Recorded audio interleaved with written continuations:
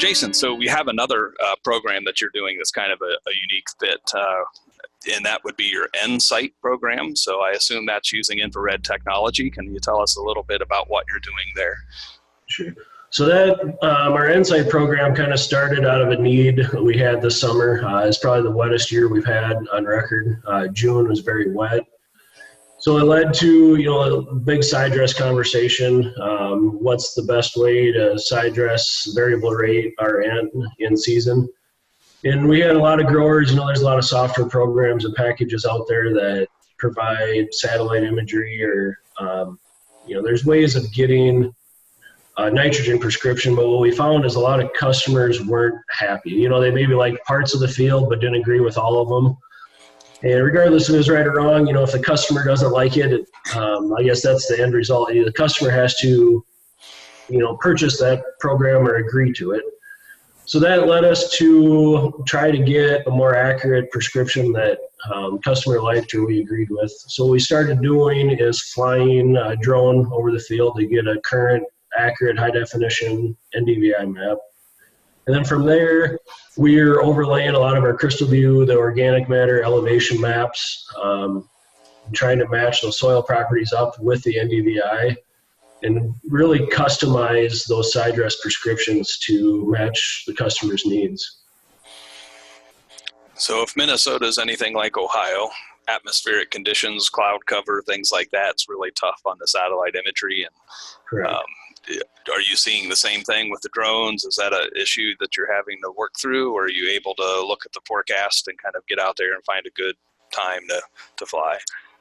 We look at the forecast, and usually, like this summer, I'd say, there's probably 3 days a week, on average that we could find to work.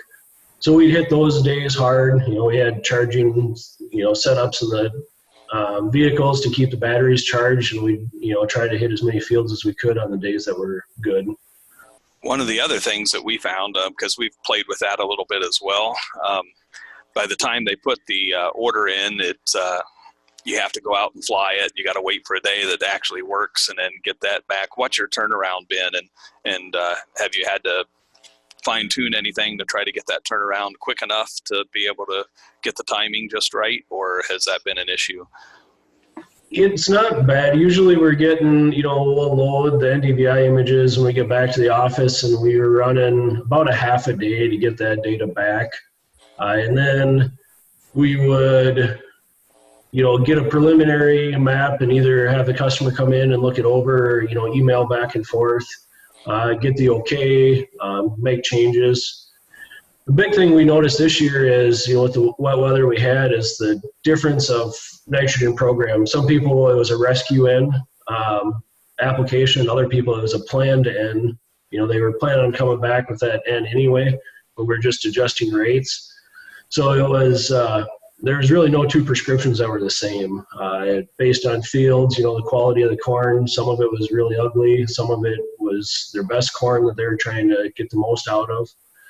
So between the agronomist and the customer, sending those emails or getting together to meet, I think we're running about, from the time they first put the order in to the time it was getting done, was about 3 days. That's pretty quick.